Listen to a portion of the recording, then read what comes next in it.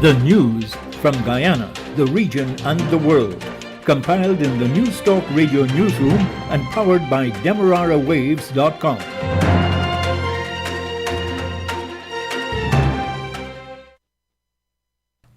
The news comes to you with the compliments of Eureka Medical Laboratories.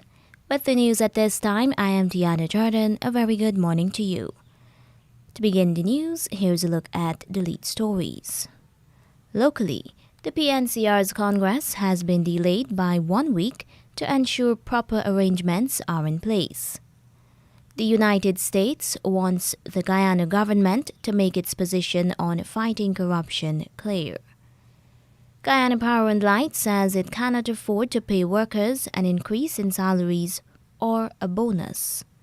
And in regional news, there is a joint military-civilian operation in Suriname to counter rising crime. The details of these and other stories will be coming up right here in just a moment. Don't let the fear of contracting the coronavirus disease deter you from seeking the medical care you need. At Eureka Labs, we ensure the safety of our clients and staff with our rigid sanitization routine. This involves the use of ultraviolet lights to effectively rid the air and all surfaces of viruses and bacteria that may be present throughout the lab daily. The light works to rapidly inactivate microorganisms through a physical process that is invisible to human eye. So the next time you need a checkup, don't hesitate to give us a call on 225-7574 to schedule your appointment.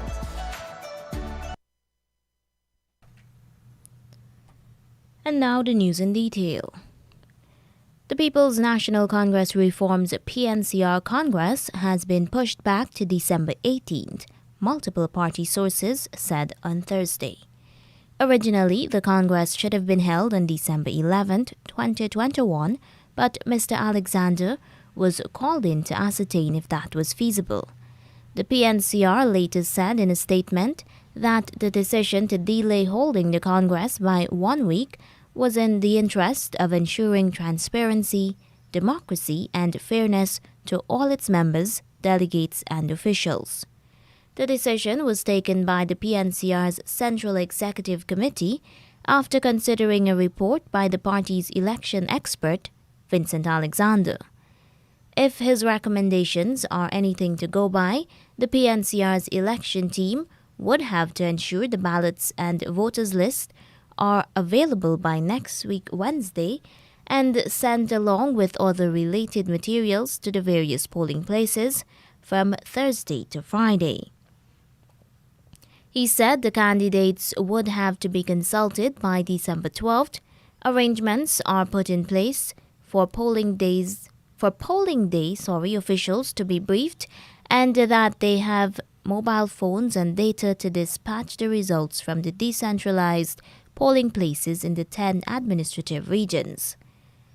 Vying for the top post of leader are Aubrey Norton, Joseph Harmon, Dr. Richard Van West Charles, and Basil Williams.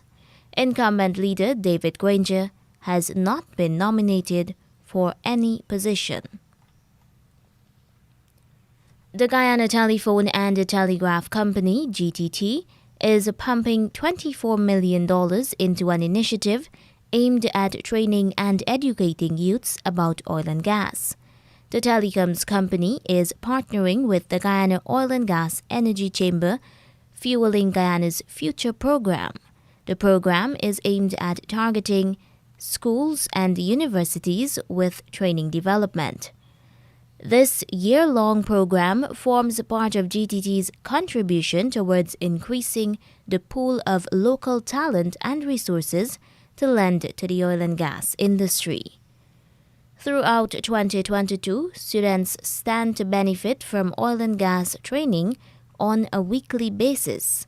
This engagement provides exposure to school-aged youth to the evolving oil and gas industry in Guyana, while encouraging growth and driving passion for careers in oil and gas. GTT's CEO Damian Blackburn says his company believes that the students impacted will be able to positively contribute to the industry through the implementation of this career-building program within the oil and gas industry. He says the contributions of Guyanese to the oil and gas sector is pivotal in inspiring interest into the future.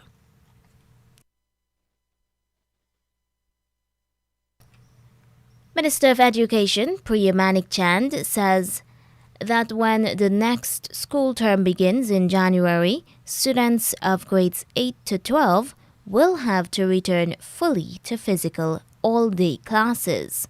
She says this will depend on approval from the Ministry of Health.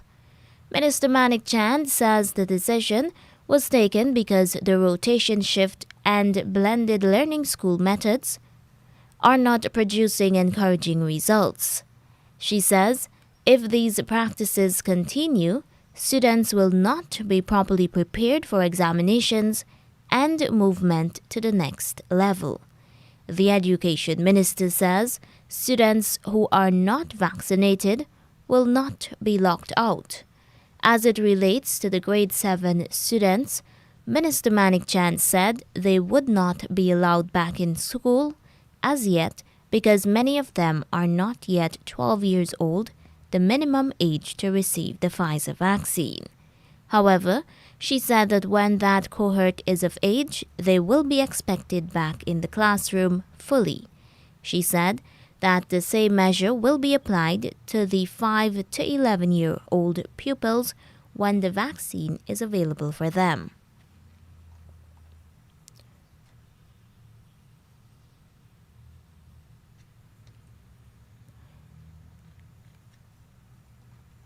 And now in regional news. A medical practitioner in St. Lucia has been suspended for 6 months after she prescribed the drug ivermectin to treat patients who had contracted the coronavirus, COVID-19. She has also been fined $3,700, that's about 10,000 Eastern Caribbean dollars. Ivermectin is not recommended to treat COVID-19.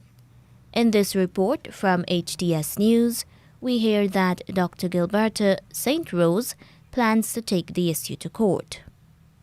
Dr. Gilberta St. Rose planned to file a civil suit against the Medical and Dental Council. The council has suspended Dr. St. Rose from practicing medicine in St. Lucia for the next 6 months. The physician was brought before the council at a hearing held in October 2021 for the alleged unauthorized prescription and supply of ivermectin to treat COVID-19. Not only is her license suspended, but Dr. St. Rose was also fined $10,000. Her lawyer, David Moyston, says the legal team will be requesting a stay of the council's decision.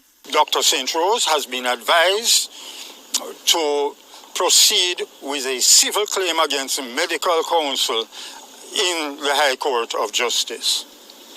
So does that mean that she will stop? What it means is that we will deal with all remedies she has, including we will be claiming a stay on the implementation of the decision of the Medical Council. Did they have a date or for this? No, we have to file the claim. Moyston believes that the procedure was unjust. The Medical Council, on their own violation, brought a complaint against Dr. St. Rose. They also formed a committee to hear this complaint, so they were both judge, jury, and in fact the policeman. Right? They have all been the ones who have been driving it all along. And for worst of all, they were also the sentencer in the matter. So this is contrary to natural justice in any event. The attorney is also dissatisfied with the manner in which the proceedings were conducted. Dr. Gilberta St. Rose can appeal the Medical and Dental Council's decision. The $10,000 fine is to be paid within 30 days of receipt of the notice. The medical doctor's certificate may be reviewed if she indicates her intention to stop using ivermectin to treat COVID-19 and refrain from promoting the drug publicly. That report from HTS News. Barbados and other tourism-dependent Caribbean nations will not suffer from a shortage of food. This report from Barbados Today. There will be no shortage of food this Christmas. That's the assurance of Minister of Tourism and International Transport, Senator Lisa Cummins, who says that despite the disruptions in global supply chains, the country has enough food reserves that will be able to supply both local and tourism demand over the busy holiday period. There is no doubt in anyone's minds here. We've all been watching the news. We've all been seeing globally what is happening with supply chain interruptions. Everyone has seen what's happening globally. Certainly, I can say that from my own perspective, both as the Minister responsible for tourism and as the chairman of the CTO, we have been speaking across the region and locally with suppliers about what is going to happen with the supply chain, and we are comfortable that we have adequate supplies both locally and regionally in order to go through the winter season, both locally and to ensure that people who are visiting our shores have adequate supplies. But it is the inefficiencies that may exist in the logistics chain that will cause challenges. While tabling the facilitation of the International Maritime Traffic Bill 2021, Senator Cummins also pointed out that government is working to address inefficiencies at the port in an effort to keep the cost of goods down. And so once goods land in Barbados or ships are inbound to Barbados, it is in our interest to ensure that we clear those goods as quickly as possible without incurring any further delays in port, any further charges in port, any further costs therefore associated with those delays, including demurrage charges, Mr. President, which are as a result of those kinds of delays, which will then have an impact, a detrimental impact on the cost to the consumer. So we can't control what happens globally. We can't control what happens in the international supply chain, but we can mitigate the impact of further increases as a result of implementing port efficiencies and logistics chain efficiencies, such as the implementation of the maritime single window, the electronic single window, a port community system, a Secuda World functioning effectively, and all of the agencies being on board and online and clearing goods in real time. Barbados's Minister of Tourism and International Transport. In the Bahamas, the reintroduction of a televised program titled Shock Treatment is being called into question. The program is aimed at immersing youths who are at risk of getting into deviant behavior. More harm than good. That's the word tonight from youth activists who say the return of the televised program Shock Treatment did little to nothing to assist at-risk teens. The show immersed a selected group of boys and girls into a program facing the hardships of prison and the Royal Bahamas Defense and Police Forces. Tavares Smith, head of local NGO Project Youth Justice, is calling on government to reconsider the show's reinstatement, noting that statistics is lacking on whether the show had a positive impact. I can say as an attorney that I have represented some of these past participants of the program. So in their instance, they went on to continue reoffending. And so we are asking the government, how is it that you are putting your money, your funding, your resources in introducing a program that not only lacks policy, but lacks data? But with so much commentary from both sides of the fence, it is important to talk to the brain behind the show. And Carlos Reed says, while many people focus on the negative sides, it's done a lot of good for many of the young persons in our country. These are kids that are not coming home at night. They cursing out their parents, even physically abusing their parents.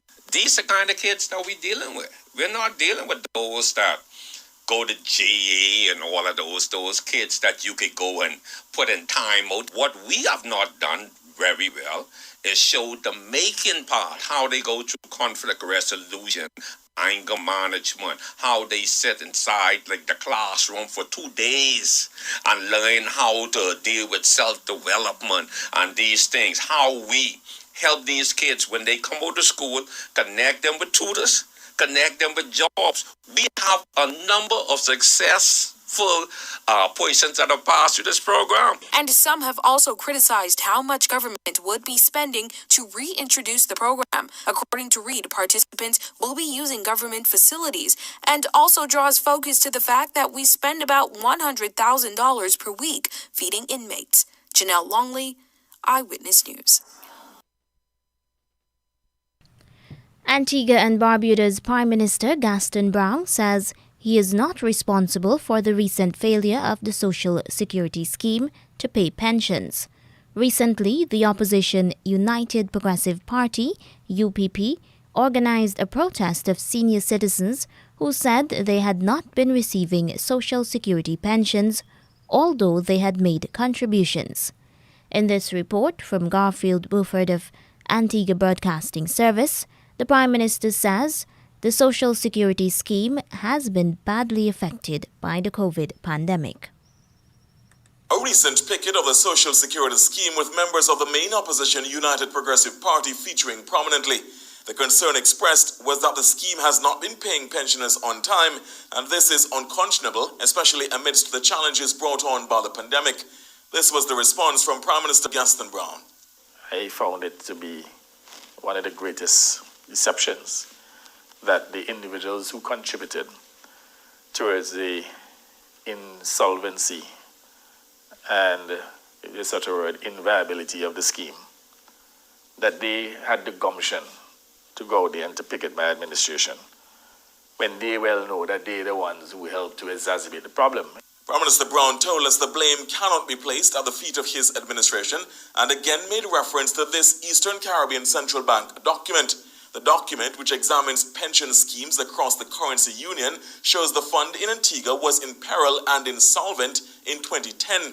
Prime Minister Brown explained his administration introduced reforms since coming into office in 2014. And made the appropriate legislative changes. And that is why we're able to keep the scheme viable up until 2020, when revenues were decimated by COVID.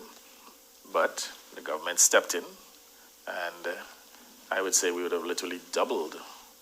If I'm exaggerating, we would have probably paid maybe about 80% more than what we're required to pay in order to keep the scheme afloat since April of 2020. So it shows a strong commitment by my administration to ensure the viability or the continued viability of Social Security. He insists his administration has paid some $200 million into the scheme over the last 7 years, much more than any previous administration. And now for the international news, the latest bulletin from the BBC World Service. Hello, I'm Moira Alderson with the BBC News. People in Myanmar have stayed at home as part of a silent strike against the military's continuing rule of the country. The army seized power in February. Police are reported to be taking pictures of places that have shut for the strike. Here's our Asia-Pacific editor, Michael Bristow. The silent strike was scheduled for 6 hours across the main part of the working day, when towns and cities across Myanmar would usually have been busy. But photographs posted on social media sites show empty streets in the main cities of Yangon, Mandalay and Naypyidaw. Shops and businesses were closed and shuttered. The strike, timed to coincide with International Human Rights Day, has been observed despite reports that the military had ordered shop owners and street vendors to turn up for work. It shows opposition to the army coup remains widespread. At least 53 people, most of them migrants from Central America, have been killed in a road accident in Mexico. More than 50 others were hurt. The authorities say a truck carrying the migrants overturned on a bend in the state of Chiapas. Will Grant reports. Most of the migrants are thought to have come from Central America and were making their way north to the United States. In recent months, there's been a crackdown on drivers and private vehicle owners transporting migrants to try to discourage people from crossing Mexico. Still, the migrant routes north continue to be run by powerful cartels with close links to local and state police forces and corrupt officials in the migration agencies across Central America and Mexico. A large number of Haitians and Cubans have also arrived in the southern Mexican state in recent months, as well as those fleeing economic ruin, the effects of climate change and gang crime in Central America. The United States has urged democratic countries around the world to expand their engagement with Taiwan after Nicaragua switched its diplomatic allegiance from Taipei to Beijing. The Nicaraguan Foreign Ministry said on Thursday that Taiwan was an inalienable part of China's territory, but the U.S. State Department said the decision did not reflect the will of the Nicaraguan people because President Daniel Ortega's government was not freely elected. Here's our Taipei correspondent, Cindy Su. Taiwan immediately announced that it was also severing ties because Nicaragua basically is just ditching Taiwan in favor of Beijing, because Beijing has always demanded that anybody who has diplomatic relations with China must sever ties with Taiwan, which it considers to be a province, to be reunified with the mainland one day. Human Rights Watch has accused Tigrayan forces in Ethiopia of summarily executing dozens of civilians.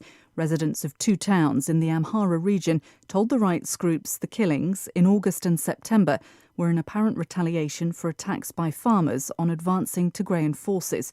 All sides have been accused of war crimes in the conflict. BBC News. Gunmen in Nigeria have attacked a mosque during early morning prayers, killing at least 16 people.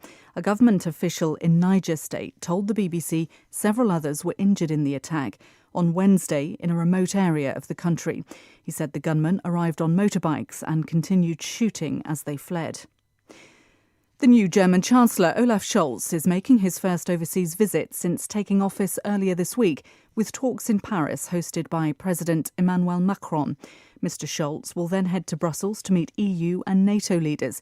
They're expected to discuss a growing list of European foreign policy challenges, including the build-up of Russian forces on the border with Ukraine. The British government's announced plans to ban imports of hunting trophies from endangered animals. The proposed law would prevent hunters bringing home body parts of around 7,000 species, including lions, rhinos, elephants and polar bears. Campaigners have welcomed the move, but say they're disappointed that no date has been set for the new legislation to be brought to Parliament. George Eustace is the British Environment Secretary. What we're doing today will be probably the strongest such measure anywhere in the world, because not only are we putting in place a ban on those species that are listed as endangered due to trade and due to hunting, we're adding to that another 1,000 or so species that are at risk but are also hunted. And so it's going to be a broader list than any other country has. India is marking the death of the head of its armed forces, General Bipin Rawat, who died in a helicopter crash on Wednesday. He'll be cremated with full military honours in the capital, Delhi. Political leaders have been paying tribute. Hundreds of people gathered outside his residence. General Rawat's wife and 11 armed forces personnel also died in the crash in the state of Tamil Nadu. There was one survivor. That's the latest world news from the BBC. The news came to you with the compliments of Eureka Medical Laboratories. A COVID-19 PCR test is now mandatory for many routine activities, including travel and return-to-work purposes. At Eureka, our trained and experienced staff will ensure confidentiality while your test is conducted in a professional and timely manner, with results in just 48 hours. So the next time you require an efficient and hassle-free PCR COVID-19 test, call 624-8378, 608-8378, or 623-7233 to schedule your appointment. You can also ask about our house call testing service. To end the news, here is a recap of the leads. The PNCR's Congress has been delayed by 1 week to ensure proper arrangements are in place. The United States wants the Guyana government to make its position on fighting corruption clear. Guyana Power and Light says it cannot afford to pay workers an increase in salaries or bonus. In the Bahamas, the reintroduction of a televised program titled Shock Treatment is being called into question. And that's the end of the news.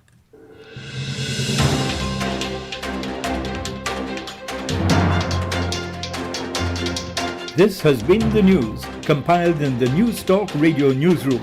For ongoing updates, visit demerarawaves.com, and you can check facebook.com/demwaves and twitter.com/demwaves.